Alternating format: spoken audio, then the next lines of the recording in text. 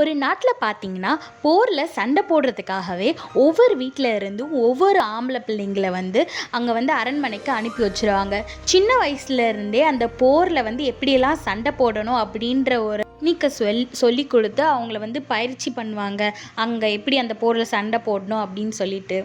இதுக்காக கண்டிப்பாக அந்த நாட்டில் உள்ள எல்லார் வீட்டில் இருந்தும் ஒவ்வொரு பசங்களை அனுப்பி விட்ருவாங்க.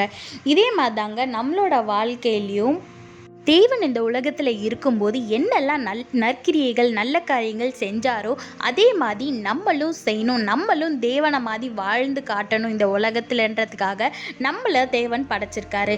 எபேசியர் 2:10 பாருங்க, ஏனெனில் நற்கிரியைகளை செய்கிறதற்கு நாம் கிறிஸ்து இயேசுவுக்குள் சிருஷ்டிக்கப்பட்டு தேவனுடைய செய்கையாய் இருக்கிறோம்.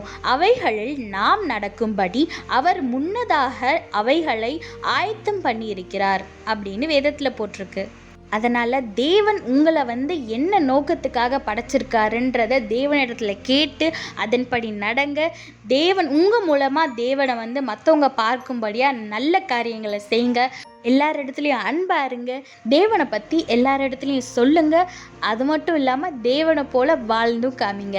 கர்த்தர் உங்களோடு கூட இருந்து உங்களை ஆசீர்வதித்து உங்களை வழி நடத்துவாராக. ஆமேன். என்னில் துவங்கியவர் முடிவு பரியந்தம் நடத்திடுவார். அழைத்த நாள் முதல் இன்று வரை வாக்கில்